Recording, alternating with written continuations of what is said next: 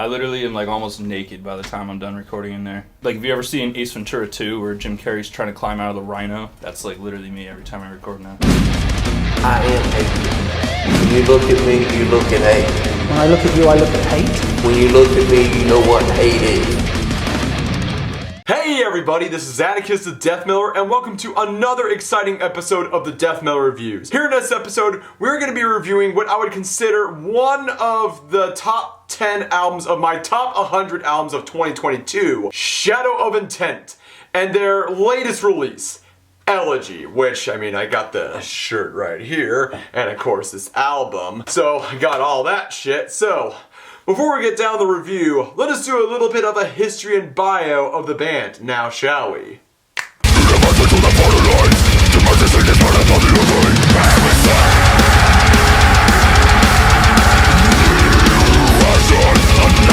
If you would combine Dimmu Borgir with Flesh God Apocalypse and add a splotch of deathcore, you would get Shadow of Intent. Shadow of Intent was formed in Hartford, Connecticut in 2013 by vocalist Ben Duerr. I hope I pronounced your last name right. Just please don't hate me on this. I'm trying my best. And guitarist Chris Wiseman. The group was initially formed as a studio project. They were inspired by Halo, and the name Shadow of Intent came from a ship in the game series bearing the same name. Duerr describes himself as a Halo nerd and stated that their music follows the storyline of the Halo novels. Except for the album that we are reviewing right now, but we'll get to it later. Shadow of Intent's symphonic style has been compared to Flesh God Apocalypse, Ovid's Withering, and Dimmu Borgir. Their stylistic development has been described as incorporating blackened death metal and progressive metal elements in their melancholy release. The group has demonstrated a penchant for instrumentals, not only releasing instrumental versions of all their albums, but also including at least one instrumental track on nearly every album release. With its brief existence, Shadow of Intent has quickly garnered quite the following, and the hard work into being a household name, especially with their fourth installment of their discography, Elegy. Now let's begin.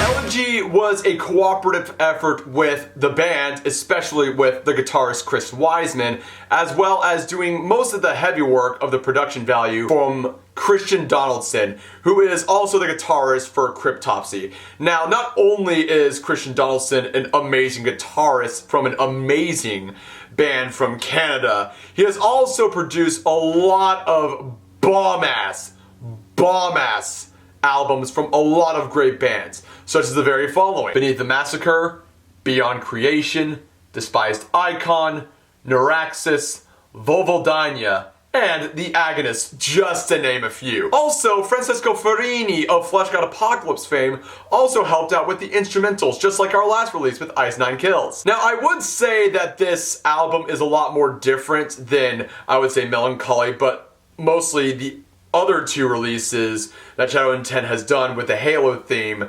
I would definitely say that this is probably their greatest work, since they're delving more into concept albums as well as delving into history, as Ben Duerr states in this part of one of the studio videos right here.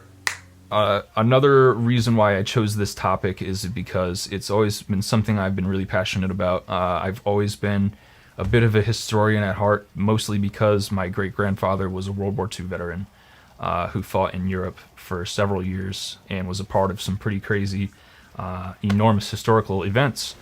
And he always kind of inspired me throughout my early life, and I wanted to be in the military. So I've always been interested in this kind of stuff, and I always wanted to write a record like this, and this seemed like it was the perfect opportunity for that. Which I find it really amazing that, I mean, he was mostly inspired by his grandfather as well as his love of history, and that is what is really awesome, because, you know, all of you guys know I do my series, The Death Metal Historian, where I combine my love of death metal, or just metal in general, as well as just my absolute love of history in itself. And it's good to know that Ben Duerr has just the same sort of like likes, hobbies, and interests that I do. And also, just another thing, before delving into making this review, I actually did have some chats on the DMs with Ben himself into some of the songs that I am reviewing. And all I gotta say is that most of, if not all the songs on this album are just top notch, and it's just so amazing. And it just really goes to show that Ben really done his homework with making the concepts and the inspirations of all these songs, along with Chris Wiseman and Bryce Butler, the new drummer.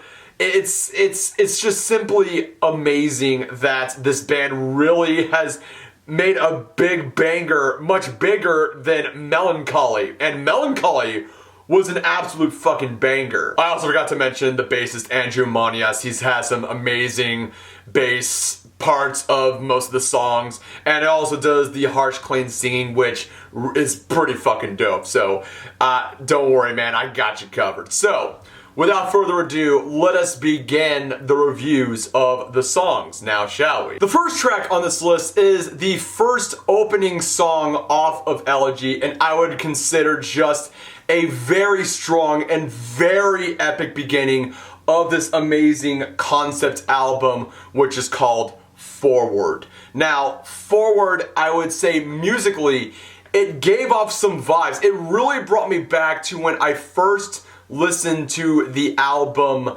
Labyrinth by Flesh God Apocalypse, and the first song was Kingmaker, and it really gave me those vibes off of that song. Now, the song is basically detailing on a soldier saying farewell to all of his loved ones, his lover, his family, his brothers, sisters, his mother and father, just leaving all that behind before going into the real hellfire that is war. And it just shows what, what the person is going through. And I can, most of my viewers who are in active service would know what it's like when you leave all that shit behind and you have to go into the hell that is war, going into battle. And this song, it really makes you feel that way. I loved the drumming off of Bryce Butler. His blast beats were stunning off of this. I also loved some of the portions in the bridge and the end portion of Ben Duer's vocals. Literally, he is one of the best vocalists in the business as of right now. Like, literally one of the best. And just the orchestras and the instrumentals of Farini being the composer. It's like he's doing Kingmaker all over again. Have a listen.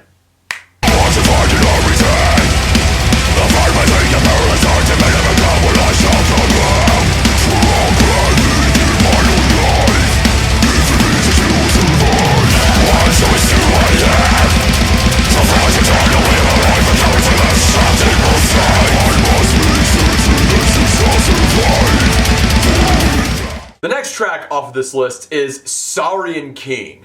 Now, since I read up on the lyrics, I was like, this is about this and that. I'm just gonna look it up to do a little bit more research. Oh, this is what it's all about. So, Saurian King was an inspiration to Operation Hummingbird, aka the Knights of the Long Knives. This was basically Adolf Hitler's purge amongst the German people. Basically, we all know how it is with, far left and far right groups making huge purges so that they can secure themselves over power. This is essentially about what the song is about. I really did love the guitar solos off of this from Chris Wiseman and some vocal portions of the style that Ben Duer got. But it's a very interesting concept. The inspiration, just the research done on the song, it's really interesting, but it also really goes to show that dictators will go to absolute great lengths and destroy every constitution and destroy every, thing that's been set in stone to make sure that a absolute megalomaniac does not, basically takes all this shit for their absolute gain and rise to power and do whatever the fuck they can. Have a listen.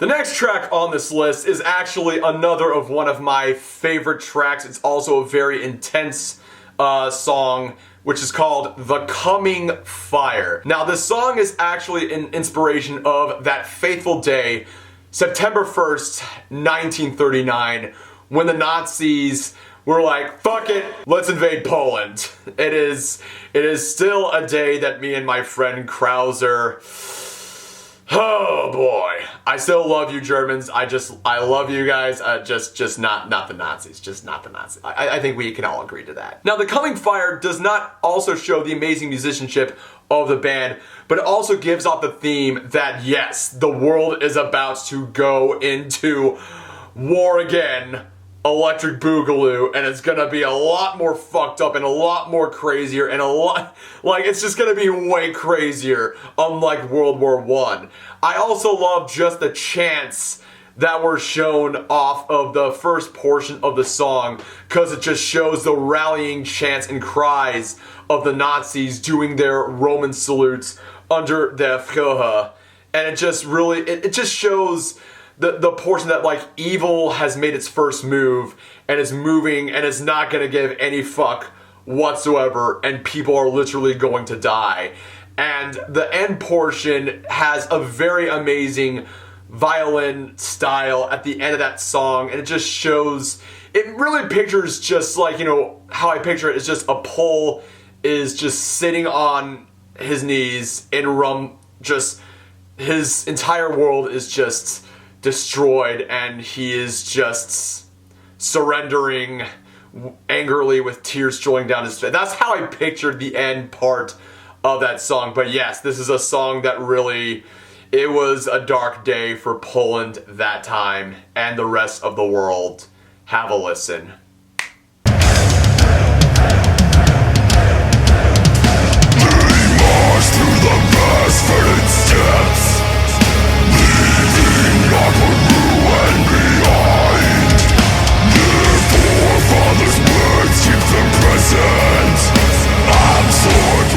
The next song on this list is Intensified Genocide. This was actually the first single off of Elegy, and it really did bring me some Flesh God Apocalypse Oracle vibes off of this song. Just the riffs and just the drummership from Bryce Butler. Now, the song was an inspiration of the Georgian genocide during the early 1990s. Now, I never heard of this genocide, and this is coming from me because I research a fuck ton of genocides because I'm weird like that.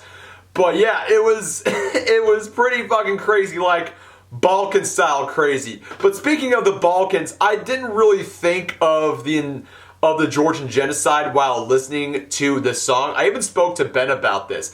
It really made me think about the Ustaša, which was the fascist regime in Croatia, in which basically they did some shit towards the Serbs, of course the Jews, and Romani people, other minorities in the Balkans. I mean, it's fucking Balkans. What do you fucking think is gonna fucking happen? But yes, the Ustaša were fucking way more brutal and ruthless. Like, so fucked up, it made even the Nazis queasy. Finally, a worthy opponent. Our battle will be legendary. Oh yes, I had to put that in there as well. Because, you know, I made a video on Oscar del Venga. But yes, the song, not only with the musicianship and just the theme of it, it really just it shows the absolute brutality of pretty much one of the worst crimes of humanity that you can ever do. Genocide. Genociding a people, whether it be a religious group, race, ethnicity, all that stuff. It is literally one of the worst crimes humanity has done throughout thousands of years. Even though, you know, we're still recognizing genocides that happened way before the 19th and 18th centuries and stuff. So, have a listen.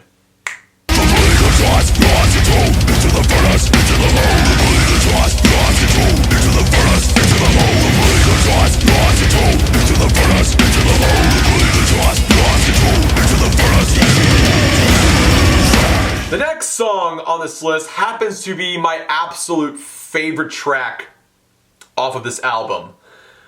Life of Exile.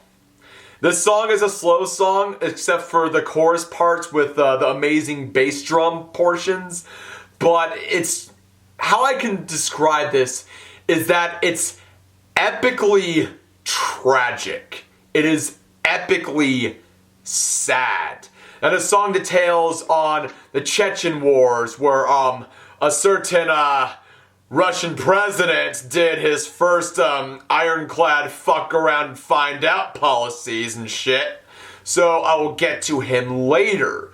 But really how I feel about the song is just, it makes me think of just the typical refugee, where your home is basically just hell on earth, and you're just being a refugee, seeking refuge into other nations. And especially with what happened with Syria and all that shit, and yes, I have made videos where I often said a lot of not very kind things towards Syrian refugees. Well, yeah, we can all agree with that.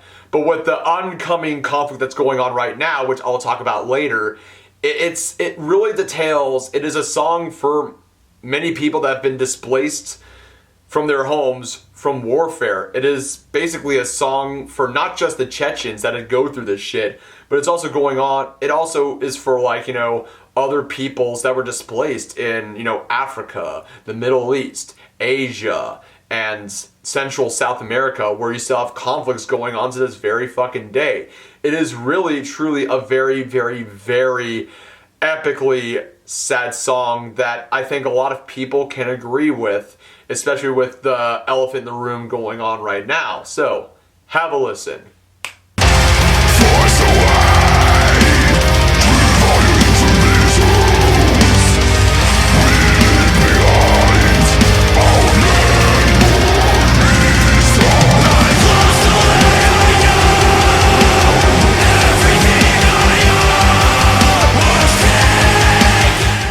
The next track on this list is Where Millions Have Come to Die. This is another one of my favorite tracks, and also features Whitechapel's vocalist himself, Phil Bozeman. Now another funny thing, Ben Dewar actually, he got most of his vocal inspirations off of Phil Bozeman. So having him in a song, I would think is very special in my opinion, as well as probably Ben's opinion as well. The song is about probably one of the most legendary and most violent battles in World War II. The Battle of Stalingrad. I think you all know about the Battle of Stalingrad, but those of you who are, of course, living under a Dwayne Johnson, the Battle of Stalingrad was essentially a battle of egos between fascist Germany and, of course, the Soviet Union under Stalin himself. Now, this was one of the most intense battles in World War II because not only was the city leveled and destroyed and bombarded, it was basically going building to building, just close quarters combat, all that stuff. And the song really details on how brutal, absolutely brutal this battle was, which was, you know, the last final breath of Operation Barbarossa and the turning point of the Great Patriotic War in the Eastern Front of World War II. And Phil Bozeman, oh man, he be spitting on this song. And also, not to mention, the end portion of the song is one of my favorites because it shows the marching. Like, you hear the audio footage of marching, and it makes me symbolize the Wehrmacht marching into Stalingrad, knowing that their inevitable downfall is upon them over a megalomaniac leader being yeeted by another megalomaniac leader. So, have a listen.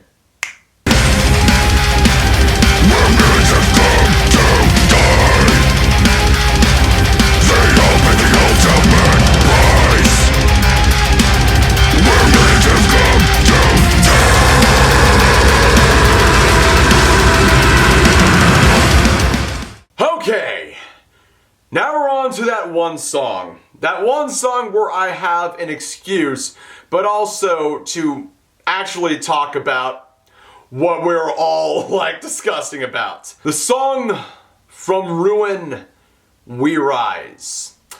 This song, oh boy, it resonates right now, especially with what's going on in Ukraine. Now, the reason why that I'm talking about Ukraine, because the song From Ruin We Rise is actually about Ukraine during the first portion of the 20th century. I got this part from Loudwire, which I'll read to you right now. The song speaks about the inhumane suffering endured in the Ukraine, said vocalist Ben Dur, surviving mass famine, aka the Holodomor, which I talk about Holodomor a lot. I will leave down the Holodomor down the description below, as well as the Ustaja that I mentioned earlier from Disturbing History. Look it the fuck up. It is some crazy shit. Slave labor and essentially being used as cannon fodder in the world's largest war in history. The nation still retains their identity, even as they are gripped in civil strife. The song mourns their fallen, while hoping their innocence can remain strong. Despite being locked in disarray and subjugated to atrocities, let this also be a reminder to our own compatriots that no matter the current political climate, no matter the disagreements, we will survive it, as we are one. That's a very good sentiment because, you know, the past decade with the alt-right SJWism, all that fucking shit that I had to talk about for a fucking decade. It's very, you know, relatable with what Ben was bringing up and forth about.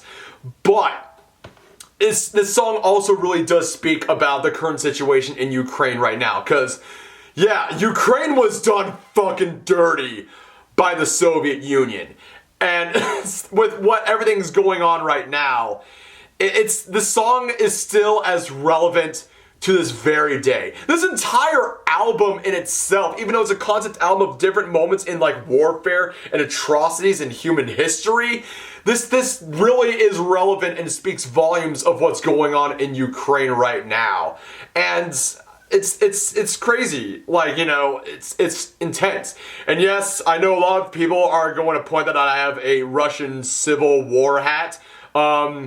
Yeah, this was made in Ukraine, so that's why I'm wearing it. But yes, the song in itself has a very powerful message. It is a song, like, literally speaking of the horrors of the Holodomor, which was one of the most fucked up genocidal famines ever done by the Soviets. And yet tankies still deny it to this very fucking day. Have a listen.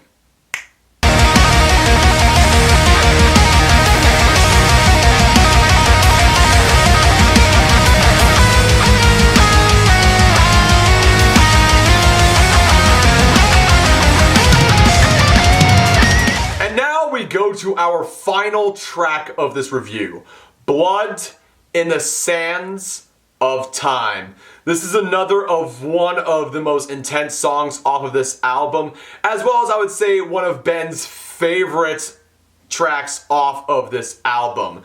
Now the song's concept is, of course, on our absolute, well, actually, the US's absolute addiction to the most prized resource of all, black gold, aka crude oil. Now, it is true that a lot of battles and wars have been fought over lands and resources, but in the modern warfare, as we all know it today, the real reason why nations fight over other nations is because of oil. And the US, oh boy, we all know the US is a junkie for that black gold. That black gold rain. I know it's an all shall perish reference. Now this song also features legendary vocalist from the thrash metal band Testament, Chuck Billy. Now that's pretty dope. I would never know that a thrash metal vocalist would be part of a deathcore band. But I would say the end portion of the song is just the absolute best off of Bryce Butler's blast beats. It's just magnifique. Just so magnifique. Just so perfect. I love my double bass and my blast beats when it comes to drumming. It is one of the best that Butler has done off of this track. And of course the ending has the violin playing just like The Coming Fire, but it really shows, you know, the theme, the music, the emotions going into the song. It really makes me think of just, you know, a battle in the fucking desert. And then on the blast beat parts, it's just you know, a fucking nuke drops in the drops in the ground, which shows that people, especially, you know, that one person, are like unhinged, that they will win no matter what the cost in order to get what they want. I mean, Ukraine in itself is a very resource-filled nation in itself. So, done blabbering, have a listen. The sounds of war echo.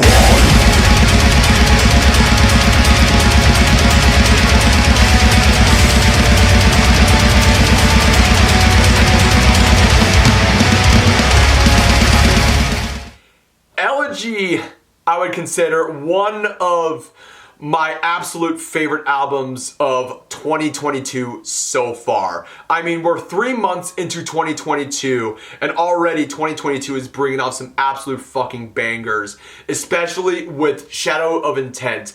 They really stepped up their A game, and with Ben's love of history, much like myself, and just the writing style of the music by Chris Wiseman, Bryce Butler, and Andrew, the bassist, it really just goes to show that this band is not gonna, you know, slow down anytime, anywhere soon. And this band is still continuing to evolve, especially with their humble beginnings as a studio project in 2013. Really, these guys have brought out their absolute A game for their career. Elegy, without a fucking doubt, gets a 10 out of 10 for this review. So what are your guys' thoughts on to Shadow of Intent's Elegy? Did you like it? Did you dislike it? What was your favorite track off of this album? Do you think that Shadow of Intent should continue more on their historical concept albums, much like that of Sabaton? Leave it down on the comments below. Now, just a few things before I end this video. I just want to let you know that, yes, in the beginning of the video, I have mentioned, you know, the whole stuff going on with Ukraine, as well as From Ruin to Rise. I just want to let you guys know that, yes, I have some links down in the description below where you can help out, donate money, do whatever you can, and, you know, helping out the people of Ukraine, because I think they really, really definitely do need it. As well as check out Shadow of Intent. Check them out. Like, they have a few tour dates coming around. They're touring with Revocation, Whitechapel, and Cannibal Corpse. So just, guys, please check them out. They're an amazing band. They're going to be opening for those 3 bands. So make sure you give them all your love and support from these guys. They've worked really hard on this album. And stay tuned for more videos to come. Without further ado, ladies and gents, I am Atticus the Death Metaller. Hope you like this video. Subscribe to my channel. Links are down in the description below. Stay safe, especially my Ukrainian viewers. Please stay safe, stay healthy, be good, and have an excellent and blessed day, everyone. Prost.